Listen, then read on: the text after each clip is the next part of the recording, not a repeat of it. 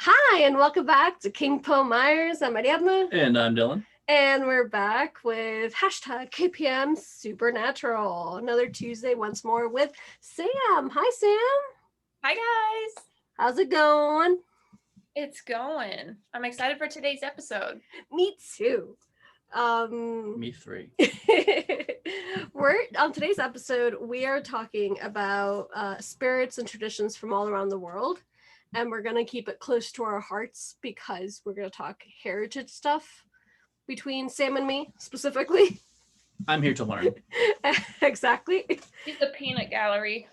Yes. And I'm just super excited to share these traditions that I still do and I don't know. I had a lot of fun also researching a few new things as well. So before we start, I know I have a small list of famous spirits from around the world, I want to say, or well-known spirits, better said. And one of them is the White Lady. And I know you know what this is. Of course I do. Can you please explain to us what is the White Lady, or who is, better said, the White Lady? The White Lady, or the Lady in White, is basically kind of a ghost or spirit. Every part of the world will describe her for a different reason as to why she's there. But she basically is, because sometimes she's bad. Sometimes it's not a good omen to see her, and other times it's because she's like a helper. So it varies depending on the culture and the region, but basically a very prominent spirit all over the world. I agree. Have you ever heard of the White Lady? I have not. I've only ever heard of The Lady in Black, and that's off of the horror movie / old film. I've never heard of The Lady in White. You told me about the Lady in Black, actually, from that as well. I'm actually kind of glad you brought up the Lady in White, because upon doing some of my research, I actually found out a little bit more about ladies in white that I did not know from my supposed ancestry, heritage, whichever word I want to use here. That is actually pretty cool. Do you want to talk about it now, or? Sure, I'd love to. All right, let's do this. So, first of all, to the viewers, if you've already seen me before, you've seen my Instagram, you already know I'm a white girl. I look like a vampire. But basically, as I was telling Ariadna and Dylan earlier, I am a European mutt, basically everything in Europe altogether, all of it. So one of the things that's most prominent for me is Dutch and German. So when I was looking more into Dutch, and I picked Dutch first because the reason why I know it's most prominent is because it's something that my grandmother and my great grandmother talked a lot about when I was a kid, and my grandmother actually collected a lot of Dutch collectibles and memorabilia, things like that, all over her house. She even had a pair of wooden clogs that I tried on one time. And Nice. I know those. I tried to walk down the stairs. But I was learning in Dutch culture that there's this kind of urban legend, or these types of ghosts called witte weeven, which means white women. And that made me laugh, because the first thought that came to my mind was, where are all the white women at? But it also, in older Dutch, translates to wise women, because they were medicine women who became spirits on Earth, or were considered to become elvish beings, which I was like, what? And that's very interesting. About elves. And they say that usually they appear in a thing of mist or fog near a holy place or a sanctuary or a graveyard. And people used to, if they would appear, people would leave offerings at the bottom of the hill and ask the white women for help. Even Jacob Grimm from Grimm's Fairy Tales actually mentions them in his Deutsche Mythology in 1835. And then this kind of went on into other nearby countries and cities, like for example, in France they call them Dame Blanche, and in Germany they call them Weiße Frauen. So that's the white lady, well, as we were discussing at the beginning of this episode, just kind of persisted from the Witteweebe. And what's really funny too is that they also describe them as like a lot of early paganism will say that they were pranksters or pests, and then Christians. That's where you get it from. Yeah, Christians came in and they were like, no, we're gonna kind of recharacterize these guys. They're evil. Avoid them now. And they started calling them, hopefully I said this right, Miss Flowerden, which is ghost witches. Okay, that's actually a really cool name, though.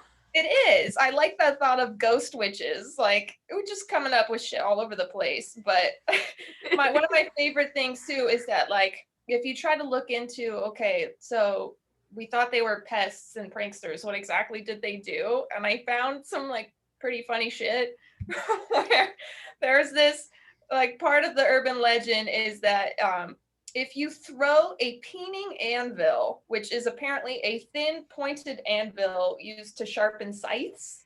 If anyone doesn't know what a scythe is, who's listening, it's what the Grim Reaper traditionally holds. If you throw that into a pit where they supposedly reside, they'll catch it, they'll chase you, and they'll throw it at you sharp end first. I'm like, all right. Who's out here throwing peening anvils at ghosts? Like, is this like what bored teenagers do over there? Like, what am I missing here in America? Oh, the magic that is Europe. I miss it so. So yeah, and then from there I kind of got to learn a little bit more about. So I'm also Pennsylvania Dutch. And I was looking a little bit into that as well, and that kind of persisted over there. And I found another kind of cool urban legend. If you want me to go ahead and tell it. Yes. The audience has spoken. The peanut gallery has spoken. Apparently, in Pennsylvania Dutch, there is a church called Bethesda Evangelical Church, which is in Farmers Mills in Grave Township, Center County. And basically it has this urban legend about how in the 1800s, there was this couple that lived near the Schultz, Jacob and Rebecca Schultz. And they said that they saw a woman carrying a baby appear out of the mist and the fog. So this is like a boggy, foggy area. And that this church is also, aside from being called the Bethesda Church, it's also called the Swamp Church, which, again, the whole idea of like women appearing out of the mist and the fog comes back to the Witteweebe. But anyways, like, so they see this lady appear and she starts walking towards the church with a baby in her arms. And what they see is the second she enters the church, all the lights in the church, like the candles, like go up and like flames, like they come on, and they see her walk down the center aisle slowly as if, and she like is turning to show she doesn't actually have a baby in her arms. It just looks like she's holding one, like because she's going like this, and she's turning to each pew in the church as if she's showing off the baby. And then when she gets to the front of the church, she turns around and starts to walk out. And the second she leaves, all the lights go back off and she disappears. And it is so they were so frightened that they told the town, and the town told the Schultz couple that there was a woman who lived there, a young woman who was originally promised to a Union soldier. And what happened was they consummated before getting married, and she was with child. And he went off to the war. He died. He never came home. And she was also, because of what happened and being pregnant before marriage, was cast out of the town or whatever. But basically she kind of never really got to know that he died, I think, and spends her life kind of looking for him or longing for the life they were supposed to have together. I don't know. I don't know quite how her story ended. But basically what they say is that every year at midnight on May 3rd, you can see her enter the church. Ooh. So that was cool. But I wonder how many like teenagers in PA are like, yo, it's May 3rd. Let's go see if that lady's gonna show up. Like there's Exactly. probably like a crowd of teenagers just like drinking beer, waiting for this lady. Drinking beer, especially in Europe. This reminds me of two things. One, our episode when it's like the best paranormal, no, the most haunted places, and we're like field trip, like road trip to all these places. Yeah, put it on the list. And also the episode that you love so much of Hey Arnold, the Halloween episode, because it's like the graveyard one. Yes. About the lady. Oh yeah, she's Lady in White. Exactly. Why don't you share that episode? Because it's really similar. Oh, well, in that episode, it was a I think the bride's husband died, and then she went on a killing spree with an axe. And it was, once again, just the Lady in White, only with an axe. 90s cartoons, folks. Are you guys, I can't remember, are you fans of Supernatural? The show? Oh, yes, the show. Sorry, not the podcast we're doing right now. The show. I'm very passionate about Supernatural. Yes, if only I had a podcast. I know, right? If only we're doing a segment about it. That's a good idea. I have honestly. I walked into that one. Really did. That was good though. I've never seen it. Same goes. I've never seen it either. We have talked about it before. And the once very again, first episode they ever did back in 2005, the pilot episode, they do a Lady in White for the pilot episode. Oh, that's cool. Yeah, and what's even crazier, connections all over the place, people. You and your connections. The Lady in White that they do for that episode, her story / urban legend, because in the first episode she's hitchhiking and a guy picks her up and she says, take me home, but every time they get to her house she disappears. That actually is a story that has been retold many different times, kind of like a game of telephone all over the world, going back to the 18th century. And one of them is, again, I found a Pennsylvania Dutch version, which is basically... Of course you did. Of course I did. And I was like, what? Buckhorn Mountain in Blair County, Pennsylvania. There is the story of a couple who was running away to get married because their parents didn't approve. But while going up the mountain, there was like a storm. So it was like treacherous conditions and the mountain was really steep. So they ended up losing control of the car, going over the edge, and they were killed. Now, the crazy thing is they found the man's body, but they never found hers. And they were supposed to get married at the top of Buckhorn Mountain. So legend says that if you're driving up the mountain, at the base of it, you'll see a woman sticking out her thumb to hitchhike who's all in white. And it's supposed to be like the wedding dress that she never got to wear. And she gets in the car, but she doesn't say anything. She just points to the top of the mountain. And she sits in the car in silence the whole time. And then when you get to the top of the mountain, she disappears. So basically, the legend is that this hitchhiker is forever trying to get to the altar. I know, it's kind of sad. Tragic sad, damn.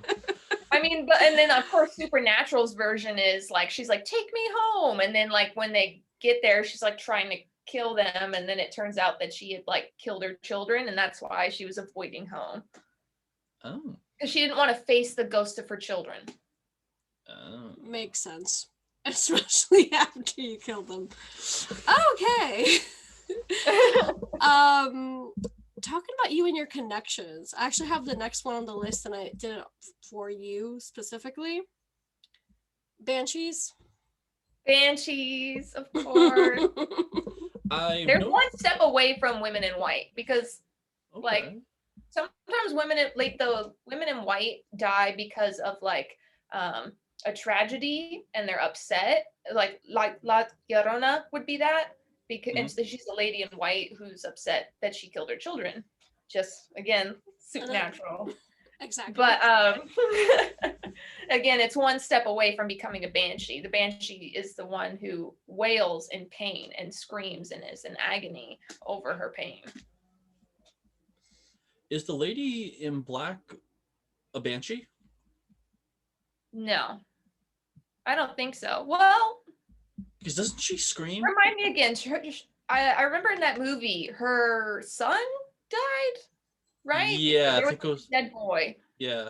Was it her son? I, Was it her fault? I can't remember. I gotta rewatch that, but I think so.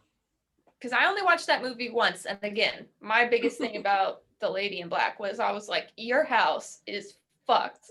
The way you located it. I couldn't focus on anything but that. The location was perfect. When it's high tide, you don't get any more visitors. That's wonderful. And then I was thinking about the cost of the house. And the insurance for storms, like when the ocean gets crazy, like these were my thoughts. And then I was like, Dan Thinking about Rad. insurance rates. Yeah, Watching a fun horror movie. You know, Yeah, you're an and adult, Len. Dan Rad, like that's what I call him instead of Daniel Radcliffe. I'm like, Dan Rad, get out of there. I love that. Yeah, he's the raddest Dan there is. Daniel Craig. No, Dan Rad. I don't like this game. Oh my gosh. What are your thoughts about banshees, actually? Because you told us way back in season 1 your short story of it, like the one that you had in college and your paper and things like that. Yeah, my monster. Exactly. Which if anyone needs like a little recap as to why I talked about it, it's basically like the monster theory class I took in college. Had an assignment, and what you would do is you would figure out what monster you're afraid of and research it. And I struggled with it, and basically by figuring out my fear, I figured out my monster. And it was banshees. It was banshees. I love them. They are such a complex. I mean, that's a weird thing to say. You love your fear, technically, but they're such complex creatures. And a woman pain. Hello, I can relate to that.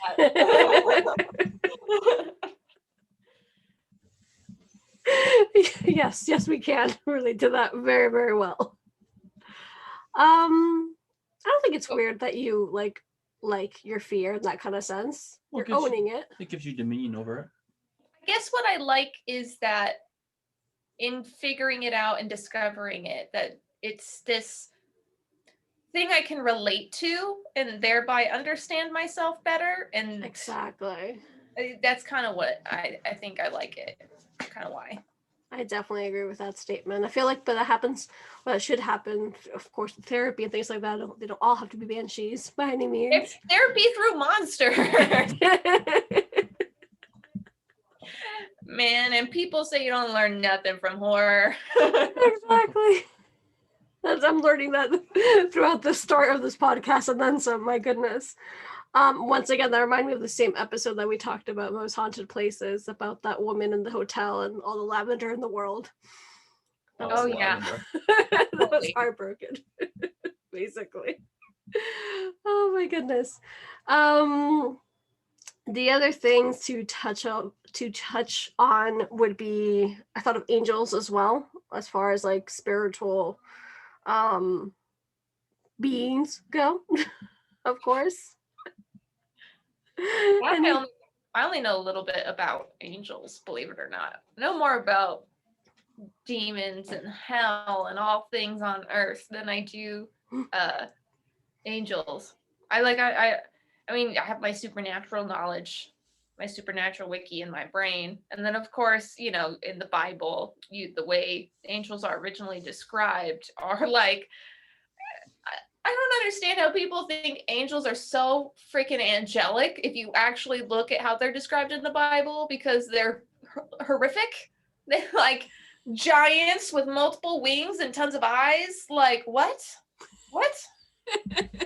Fiery swords causing, like, some people will argue that angels are more destructive than demons because they're always involved in some kind of war, or like they're in some kind of battle. So they definitely have as complex a history as anything else on this planet. They really, really do. for the life of me right now, I don't remember reading angels. Well, not reading angels in the Bible because I've never really read the Bible, but like their description of it, by all means. I know a lot since I was a kid because I was always really presented by them for as long as I could remember. And not in the same way that you explained it, but more in it depends. I know that we are going to talk way more about all these personal experiences in upcoming episodes, so stay tuned for that, please. But when it comes to angels, your demons are my angels, if that makes any sense. And once again, I do agree that, But can you say that you like believe in angels without believing in, let's say, religion? Like, are angels separate from religion? Because I only for know me, they are. that's interesting. No, because I only have ever viewed angels really in a Christian sense. I've never viewed them outside of Christianity. Demons, I've never viewed them inside Christianity, for That's example. really interesting. Like ever. As well, Ever? ever. Like, for example, I do have these cards, and they are angel cards, and they also have the archangels, and I know that's definitely has to do with Christianity. And they were given to me like when I was like 7 years old. I still have them, and that's as far as I know, and that's as far as like Christian angels, if that makes any sense. Yeah. Other than that, no, I always take it out of that context because I'm a very spiritual person. I don't really consider myself, I'm Christian at all, obviously. Yeah, of course. That's really interesting. I've just to have the perspective from my non-Christian side. It's like, yeah, angels. Like, oh, of course. And much like you were saying, like Sam was saying with like the whole, they're more evil than demons. They all have their sides. I mean, everything's a balance. So of course there's going to be extremes everywhere, and there's stories to tell about. But the other thing too to consider is that a lot of the religions we have on Earth and the religious texts we have were written by humans who were, either making an assumption, telling a story, or maybe they believed that they, were touched or informed by the divine to create this message. And then even then, let's say you did get a phone call from the divine and you're like, yes, what else you want me to write? Okay.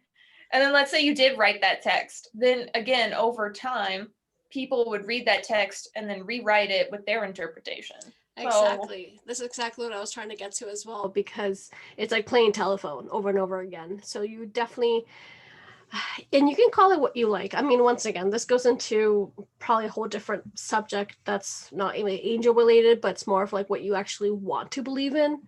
And you call it, whatever you want. God or the universe, the knowing, like the fact that that's your truth and that's what you choose to see and believe in, then that's why I know that I believe in angels without being a Christian. Solid answer. With beliefs and tying it kind of back into ghosts and those traditions and the urban legends, it's interesting how Christianity and paganism overlapped so much because Christianity attempted to take over. And I mean, it did in many ways. So a lot of things got blended together. And Christian folk assumed that the afterlife consisted of heaven and hell, whereas pagan beliefs usually assumed that you would either join the elves or become a spirit on earth or become a spirit guide, a spirit helper. Exactly. So, it's one of those, again, I know we've mentioned it, the angels in the outfield. Good movie, folks. It's one of those as well that, like we said with spiritual guide, that's what I had when I was a kid. And I've gone through like many different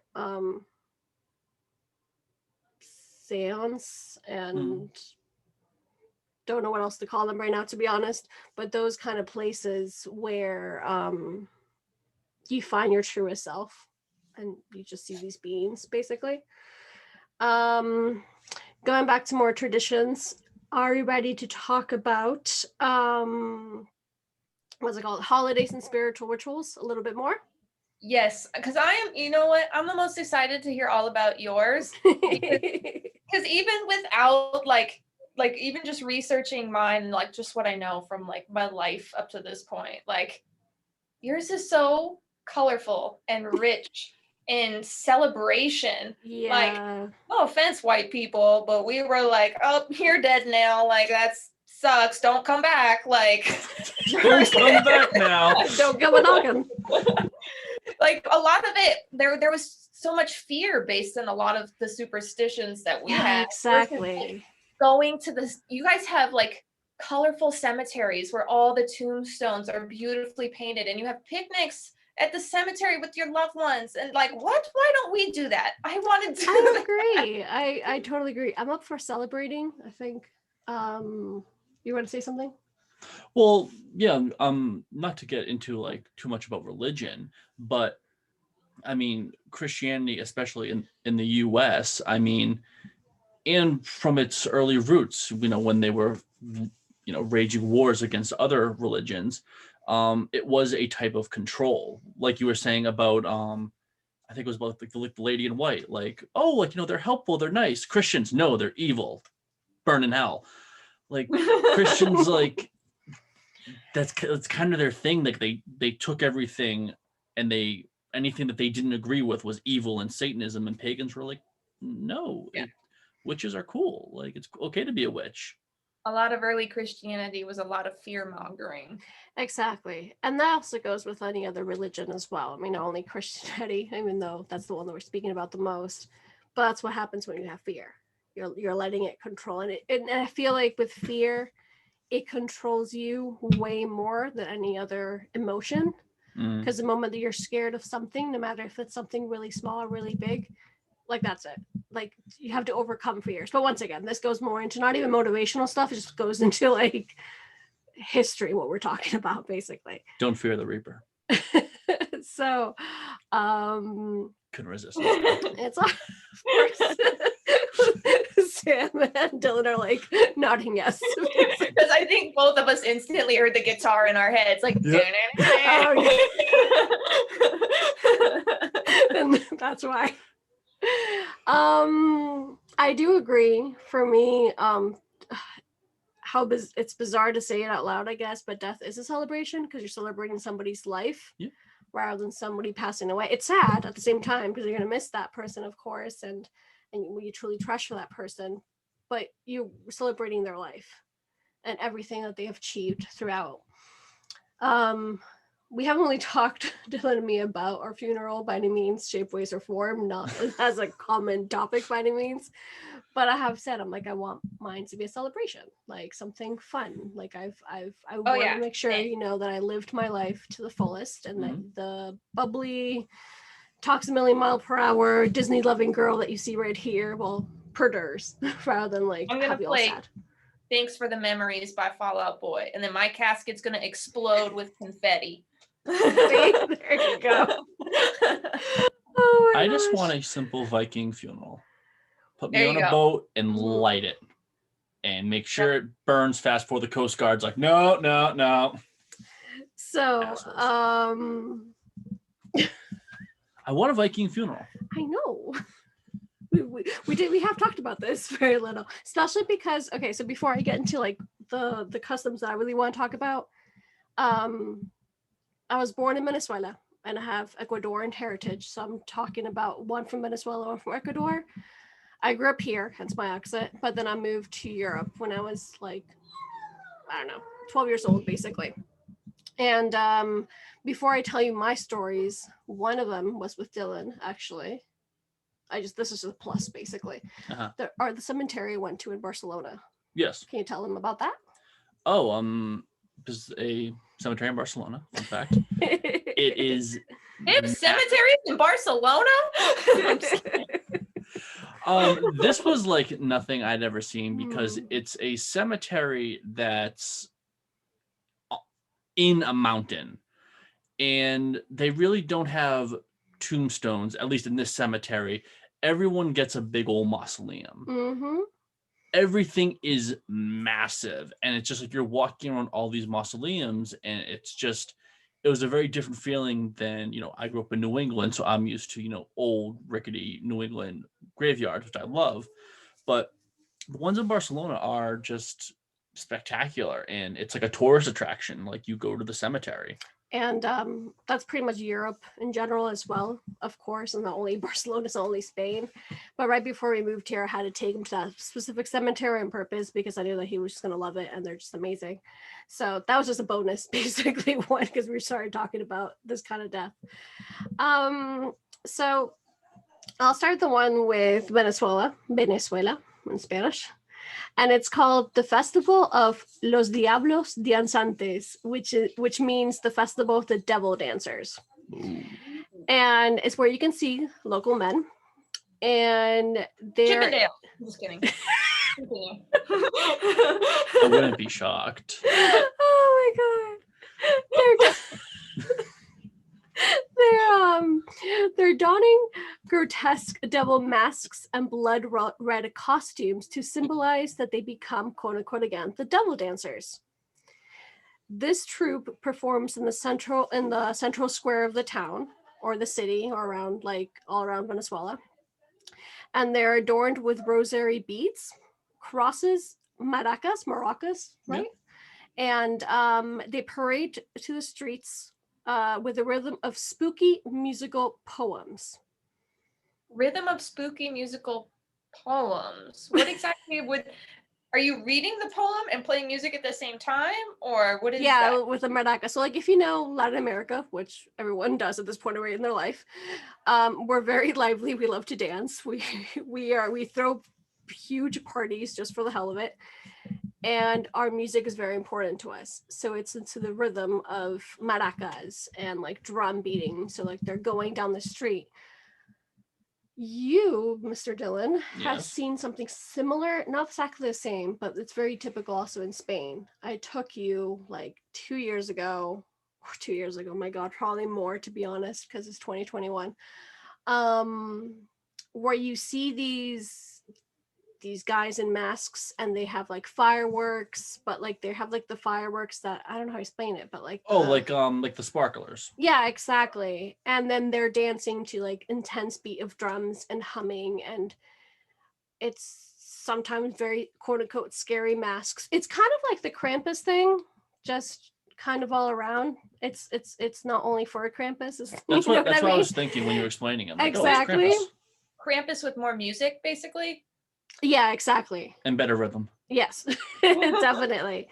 So, for example, to continue a little bit more of this festival, that how it developed throughout the years is that you also have like an array of old photographs lined up, like as an altar in your house, for example, to honor the past souls and also like release them and let them go if they were like stuck, to say a word, in the limbo, basically. And this happens every 9th Thursday after Holy Thursday. So in other words, I want to say, what is that, like early summer? Okay. I know it's very specific, the 9th Thursday. I was like, okay.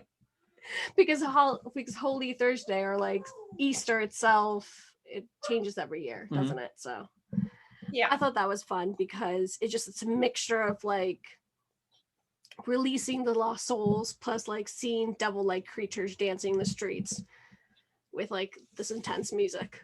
Would you say that the devil-like creatures are meant to like scare away the evil spirits so that the loved ones can go on peacefully? I would say that. I definitely would say that. And not only that, the next one I have is actually from Ecuador. So this one is, I think, a little bit different than the rest. For example, I'm gonna, even though I do know Spanish, sorry, these are very, they have their own language as well. I can't remember what their language is. Like their native language as well. These, because they're like in Latin America, we know that there's a lot of tribes and things like that. So I can't really say these names completely correct. So yeah, here we go. So the town of Latacunga, I guess in English, sits down below the almighty Cotopaxi, there you go, which is a volcano that's still active today. So way back in 1742, Cotopaxi was in a period of high activity, and the locals feared for their town, of course. They pleaded for their lives to the Virgin of Mercy, who is the patron saint of the volcano, and legend says that she was merciful, and in return, the citizens celebrated her in the Mama Negra festival annually. So, and Mama Negra, if you loosely translate it, it's Black Mother, and there's like the whole meaning behind that, of course. So traditionally, there are 2 days to celebrate this, and the first is the closest weekend to the 23rd to 24th of September, because because it's near what's it called? The time supposedly when it happened in the year. And also the second coincides with the independence of La Dacunga on the 11th of November. This festival is a mixture of traditions that features African, Spanish, and Maya influences. And I chose this one in particular, not only because I love volcanoes and I think they're cool, but also because of the power that, you know, they actually have and nature has. I don't think we talked a lot about nature in our podcast. I think you and me have talked a lot about nature. Yeah.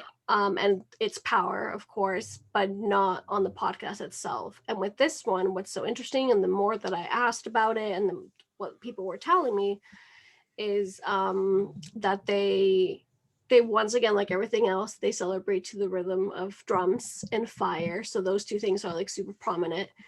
And ways to say thank you is like with the flowers and things like that. So it might not be super spiritual as it comes to like the witches and like the death, like we were talking about before, but it is a way of like appreciating nature and being thankful towards it. It's still a volcano at the end of the day. The fact that it's still up and running in the middle of a town. Yeah. I mean, exactly. They're like, please don't kill us. Don't make us into ghosts. Exactly. And I thought that was really nice, though. I don't know if that would happen anywhere else, as in like you have a whole festival related to giving thanks to the volcano in general not exploding, apparently. It's true, though. We could start doing that for what is it? The one that's under Yellowstone. Be like, thank you for not erupting. Exactly. Oh my goodness. Yeah, when that goes up, shit's gonna go down. Oh yeah. It said that it could even take out like the entire Midwest. Yeah. I think that's a good celebration for us people from the United States and parts of Canada, probably, to For the viewers who are in the Midwest, Dylan still loves you. pray to that volcano. Exactly. Give just offerings, pray, dance. There you go, like stuff like that. That's why I thought it was so interesting. And of the fact that in this one, like we said, it's like African, Spanish, and Mayan influences. It's all Ecuadorian, of course. So it's like you're allowing a festival to be part yours because volcano is in your country, but you're also celebrating with like your roots and things like that. So I just think that's fascinating. That's awesome. Yeah. The last one I have for this little bunch is one of my all-time favorite festivals, or not really, this one's not a festival actually, sorry. Traditions. And he's heard a million times about it. I think it's, I don't know, my favorite holiday, to be honest, but it's pretty much up there. Do you know? Do you remember? The beach bonfire day. The beach bonfire day. Exactly. Beach bonfire day. Exactly. Beach bonfire day. It's Hey, I'm from Cali. We love beach bonfires. It's called the Fiesta of San Juan, so St. John, I'm assuming in English. And it's 3 very exciting days, like it says here, of course, of African drums among the coastal towns of Venezuela, but also Spain, because Spain also celebrates this. And I've only, because Venezuela is the way it is, we all know. And I left there when I was like 2, basically. I celebrated it only in Spain. But Venezuela has a whole festival, or a whole, I guess it is. I don't know if I call it a festival, but a whole party on going to it, where the participants wave colored handkerchiefs and sing improvised verses to the drum beat. So what happens basically is that they created these bonfires, and it's believed to frighten the evil spirits and demons away, as well as releasing everything else from the past year. So the ones that I've been to, and I've been to it so many times in Spain because I just love it so much, and I love the representation of fire. And for me, fire is, I don't view it as dangerous. I mean, give or take, obviously. Of course you don't, But- you fire sign, you. Exactly. I'm an Aries and I'm a dragon as well. So like, give me all that fire. And I love to see it. Just the sparks and things like that. And what you do also in Spain, as well as a lot of countries in Latin America, is you either burn things you don't want anymore, like paper related. So if you're in high school, to clarify, don't push people into the fire. exactly. Don't put your clothes or old clothes that are no paper related only, please, people. So for example, when you're in high school, it's really common because that's the end of the school year for them, that you do like all the notes or all the like exams or whatever the F you want to put in the fire. Knowing Like my old student books. exactly, like things like that, for example. I've done that bucket. Like it's crazy to like just chuck that in and just like, here, all the papers from all the whole year. I see it more, and I've done it more as like releasing past fears and worries and issues and things like that. And then I do one that's like representative for like a new year to come. So for me, most times, if not all, it does feel like a brand new year, kind of like a rebirth kind of deal. And like I said, if you trace it way back when, again, with like the African drums, and well, we still have them today, but I'm trying to say like it was meant to like push the demons away and be like protected in a night of celebration. So once again, all the traditions I just told you, and I'm missing one more, has nothing, because the fourth one has something to do with death, but in a different kind of way. All these three have nothing to do with the darkness, but the lightness and the thankfulness and the festivities and the just let's party. I like it. It's kind of like a regular burning rituals that you would do in witchcraft, but like an entire holiday for it. When I say entire, like if you ever look up San Juan, Spain, or Latin America, like you'll see pictures on pictures of like the whole beach coast just having bonfire on bonfire on bonfire. And you know, the Coronas. Yeah. I said I'll bring the Coronas. The drink? Oh, the drink. I was gonna say. I was like, that is because I forget. So that's a typical drink from here. I mean, from Mexico, obviously, but like when I think of beer, I think of Spanish beer, and I'm like, Corona. Like, why wouldn't you have a Corona when you can have like an Estrella? And I'm like, oh wait, Ariadna, you're not talking to someone from Spain. That's why. That's really cool because I've celebrated San Juan a bunch of times, but I never knew it was that. I thought it was just bonfires. Bonfires and partying. You just thought you were going to a party. Well, it's Spain. I mean, well, it's Spain and Latin America. We're always down to party. It has nothing to do with what we're talking about, but literally I showed him, of course, a TikTok the other day of my friend's kids party, and they turned 3. And the party for a 3-year-old had so much music and dancing and drums and rhythm to it, and they're like, this is normal, like we just party, this is what we do. Were there fires? Probably not for a 3-year-old, I would assume, but we're very festive. We celebrate life. Yeah, white people to celebrate death and misery. As Sam smiles. Basically. And not an agreement, kind of. Oh my gosh, I do have one more. I definitely like, I'm so excited to like share these kind of things with you. I do have one more, but before I continue, do you have any other ones that you want to talk about? Nope, we suck. Continue. Oh, that is so savage, but so true at the same time. Like, okay, there were cool things that I found out while doing my research, but then there were things that I read that I was like, that just makes me sad or angry or annoyed. Like, I feel like we need then another episode at some point of life for more of these, because I found so many that I loved and really I was so passionate, like I want to talk about, that are just full of like, yeah, it's traditions and spirituality, and some talk about demons and some talk about witches and some talk about all these sorts of things, but it's mainly like festive, and that's just very neat.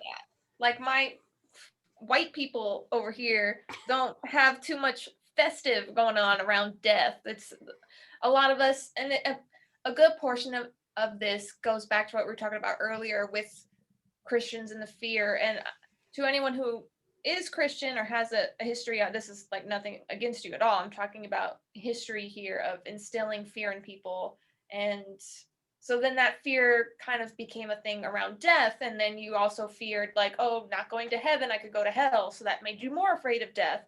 And so we don't celebrate it in a lot of ways. And we don't have colorful graveyards or beautiful festivals or anything like that. We have like that there are some parades and things like that, or like holidays that are like remembering people who died at war, which is kind of akin to like Memorial Day or Veterans Day. But again, it's not the same thing. It's not like celebrating your loved ones who've passed on or anything like that. That's more specific. But I want to go to your party. You're so sweet. Then you'll love this one. This one's more well known, especially now here in the States. However, I just want to talk a little bit more about it because we got asked a whole bunch when it happened last November 1st and 2nd. So if you already know what happens November 1st and 2nd, you know it's Dia de los Muertos, it's Day of the Dead. And it's also one of my favorite holidays because much like both of you were saying, you celebrate life. For anybody who has watched Coco, it's Coco, basically. And Coco is 110% real, as in like the way that Day of the Dead was represented in that movie. That's exactly what happens in Mexico. That's exactly what happens in people who celebrate Day of the Dead. And I know this for a fact. I have a really good dear Mexican friend, and she showed me pictures. It's like, this is what we do. And I just fell in love with it, of course. Spain also celebrates it a little bit different. It's not as colorful over there because they do take the Christian, because it's a very Christian country. So they do go dark. November 1st is always a holiday. It's All Saints Day. So they go usually to the what's it called? To the cemetery, graveyard, and pay their respects. So it is different, but it is an actual holiday, which I personally appreciate because I just think that's also very nice. So for people who don't know, this multi-day holiday involves family and friends gathering to pray and to remember friends and family members who have died, of course. So it came from the mixture of an Aztec festival dedicated to their goddess. Now, this is a really long, weird name, so excuse my butchering again. It's like, I want to say Mictecachului with a Catholic influence. I have to ask my friend. She is known as Lady of the Dead, and it is said that she watches over the bones of the dead and swallows the stars during the day. So the church rejected the Aztecs' beliefs, of course, and turned it into All Saints Day and All Souls Day, making it 2 days and to fall into the quote-unquote Catholic calendar, of course. Mexicans have since then transformed it into the truly most unique holiday of the year for them. And it's celebrated with, oh my goodness, with flowers, loads of flowers, especially marigolds. So it's like, if you know that it's a very poppy, orangey, yellowy color. Altars, food, and music are all integral parts of the holidays. Families will gather during the night at cemeteries or pantheons. They light candles and they place flowers on the burial sites of the lost loved ones. There's festive music. There's loads of food. There's definitely no crying or grieving. Like even my friend, and she was like, we don't cry that day. Like we just rejoice and celebrate and party with our ancestors. What does that mean? And there's a reflective and lively get together honoring the deceased back to celebrate life and enjoy all the things that they enjoyed in their life. Talking a little bit about the altars, for example, they also have one, like all of them have one in their house as well. It can go with the marigolds, it can go with the flowers, it can go with food. Usually like the day of, you present like their favorite food, for example, just leave it there for them. It's kind of like the whole Santa Claus thing. Maybe you leave it there for Santa Claus, but you leave it to your relatives who passed on. I do celebrate it. We lived in Spain, we're living here, and our situation, we're going to be moving around and we don't have our own home just to ourselves. But when we've talked about it, like, we know we want to put pictures of family members who passed away, and we put candles and hold kind of a feast, and we pop some champagne and we have some wine and we're like, hey, let's celebrate. I'll make my puppet's favorite meal for you: sauerkraut and pork. Oh, yay. She said sarcastically because she likes neither. So delicious. But yeah. Oh, and of course, I mean, if you're on this podcast, if you already found us, you already know a lot. You already know what they look like, and the skeletons. That's where my love of skeleton comes from. It's so colorful and it's so full of love. I know, right? Like, just everything about it. And I'm so happy they made Coco.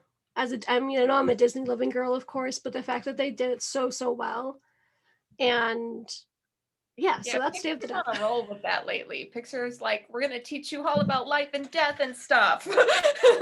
Yeah, so Coco did a good job. Soul did a good job. Inside Out did a good job. Yes, yes, basically. It's funny you mentioned the All Saints Day or All Souls Day, because on the German half of my research, I found out about something that falls into that as well, which is Totensonntag, which is Sunday of the Dead, or I don't know. I'm not going to say that because I'm going to butcher it, but Eternity Sunday. And basically, it's a religious holiday in Germany and Switzerland commemorating the faithfully departed, but it's not like what you were describing, where you're like, it's festive and we're partying with our ancestors and there's, music and dancing and all that beautiful stuff. It's the opposite. It's a quiet and dignified holiday. So much so that there are laws against noise on that day. Yeah, like, you're just supposed to, like, quietly remember everyone. You go to the cemetery during the day, not the night.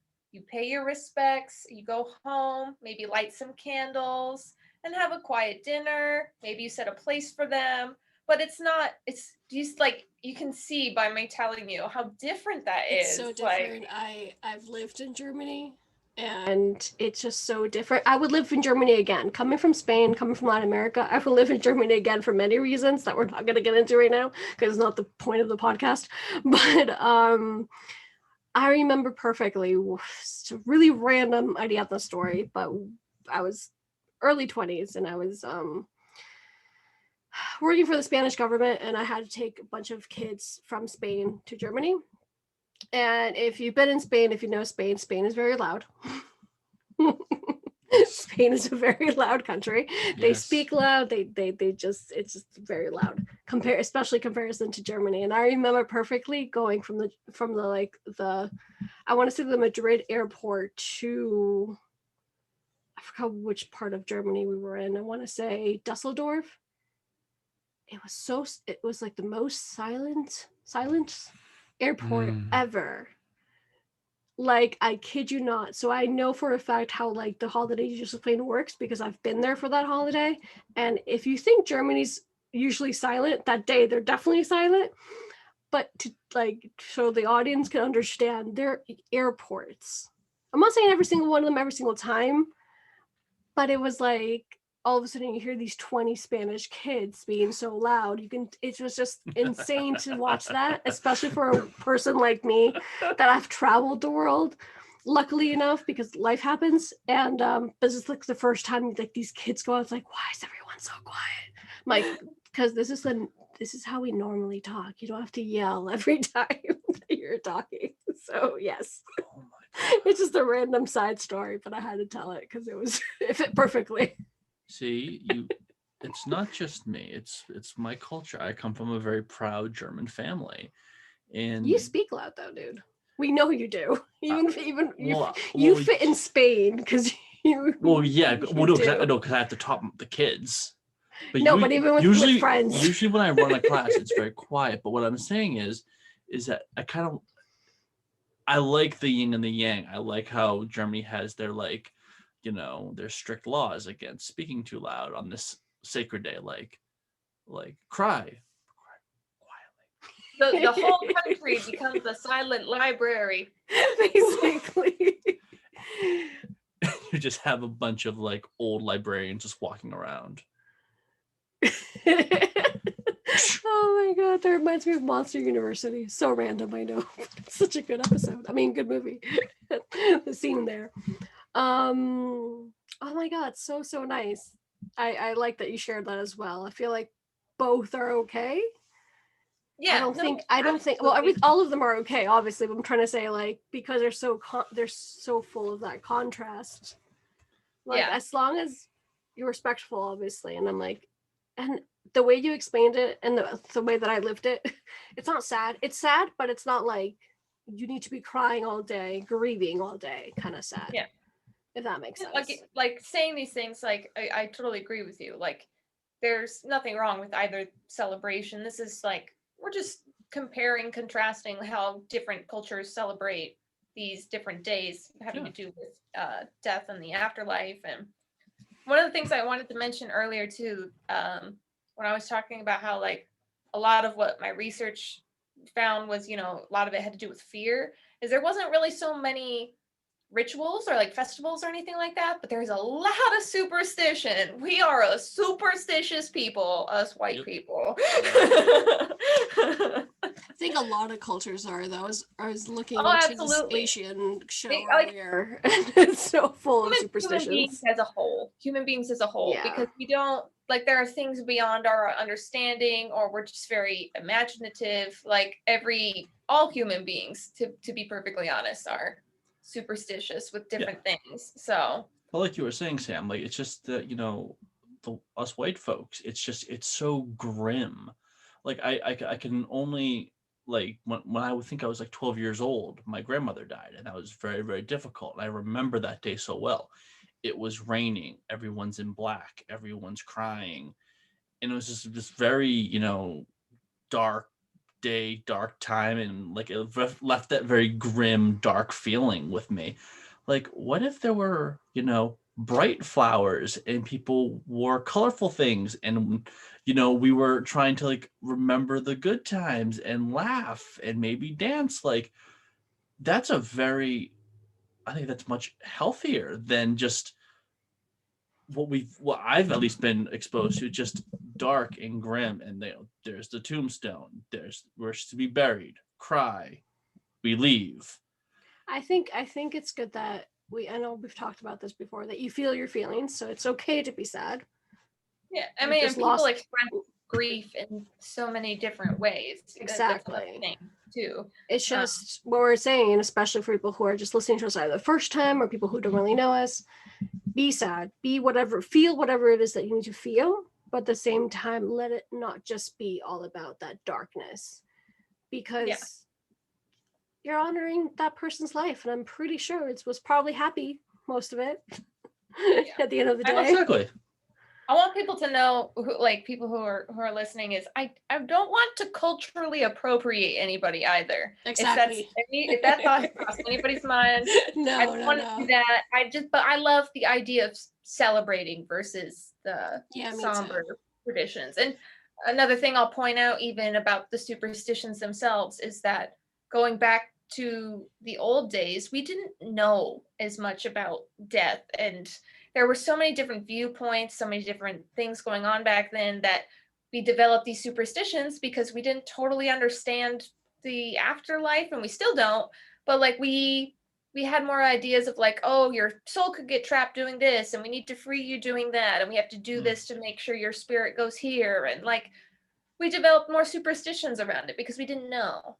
Exactly. And moving forward a little bit, we want to do a really quick lightning round about superstitions before we wrap up this episode. So, Dylan, question please. Do you walk under ladders? I think I do. I'm pretty sure I do. I don't, because I'm 5'8". I didn't realize how tall you were. I'm very tall. It's so funny.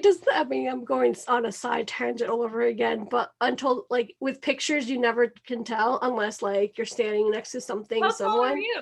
I'm like 5'1". I have no idea. So What? I'm gonna be like, yeah, exactly, because he's 6 feet, so I'm gonna be looking up. So hilarious. So of course you don't. I know I do, and I don't have an issue with it by any means. It's so funny. Next question. Do you have a lucky number? Yes. Yes. Would you mind sharing with the people what your lucky number is? Mine's 111.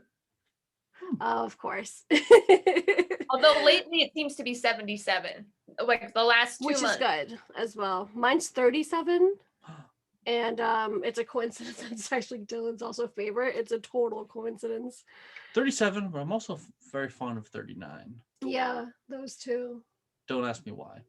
I just happen to like these numbers. For the 111, like you said, for the podcast, for the 2 other podcasts I have, They Always Believe Around the Latina podcast, they come out on 111.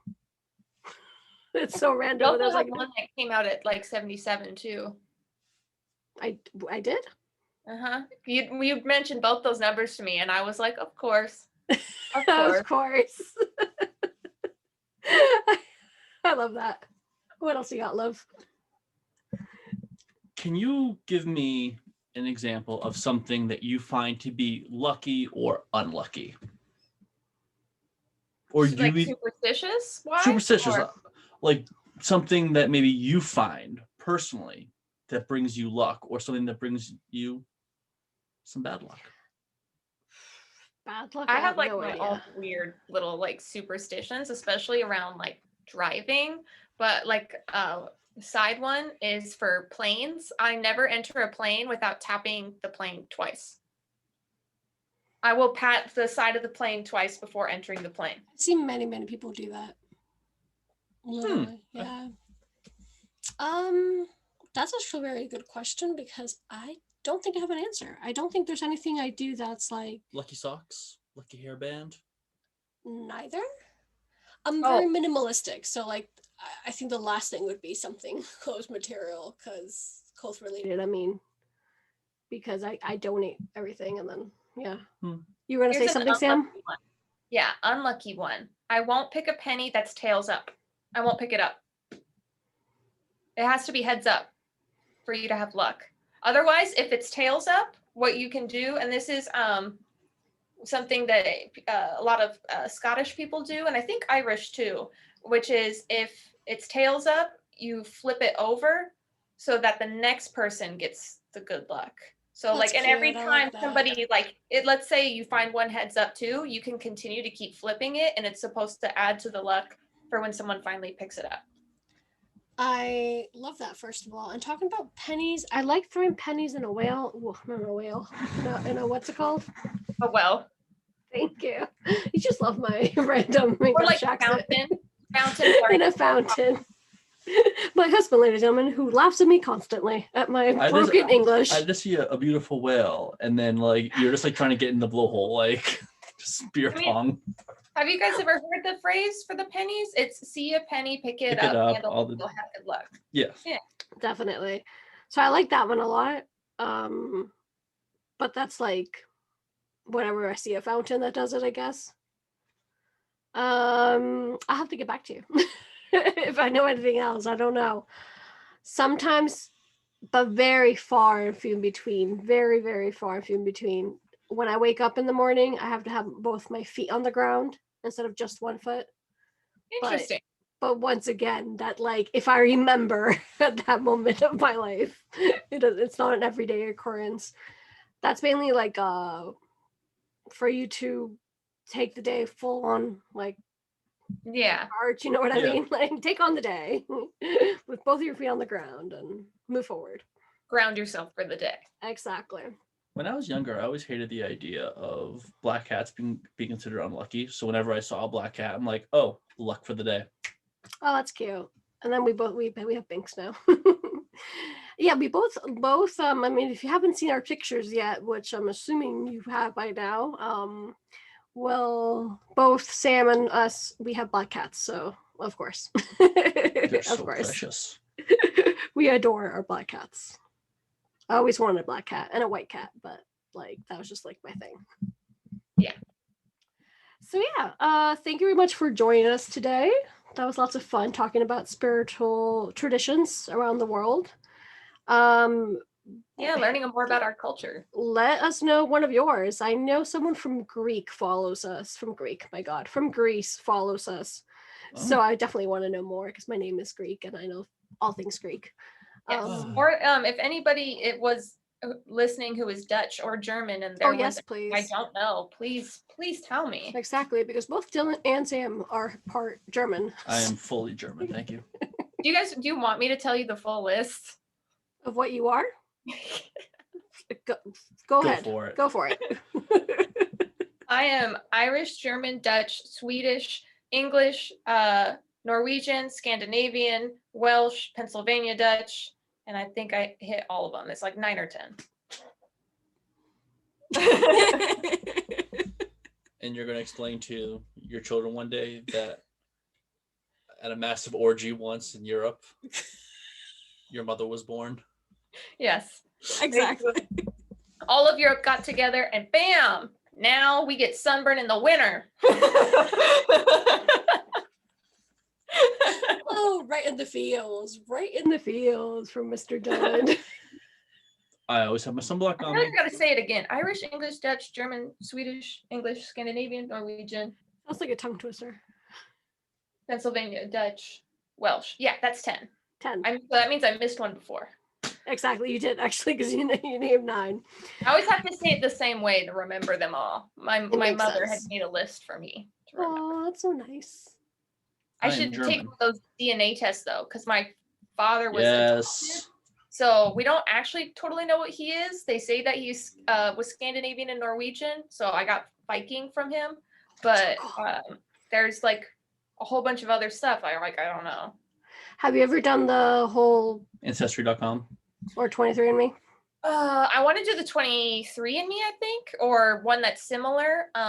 Because when I did Ancestry, there wasn't as much as I was hoping. I went up the tree through my mother, my grandfather, up that way, and it was like predominantly German as it went further up, which is cool because there's someone named Hermione in my family tree. That's awesome. So. Oh my gosh, I love that. All right, and on that note, we're definitely going to finish this episode. Tune in, come back please, in 2 weeks, where we're going to talk about, that's going to be fun. We're going to talk about the veil, of course, and witchcraft. We're going to dive into witchcraft, which that's going to be lots of fun. Burn the witch. That's perfect to leave off on Hermione to exactly. Let them know. That's a good segue as well. So yeah, let us know down below, comments down below, like your cultural traditions, and there you go. So see you guys in 2 weeks with Sam. Bye. Bye. Peace.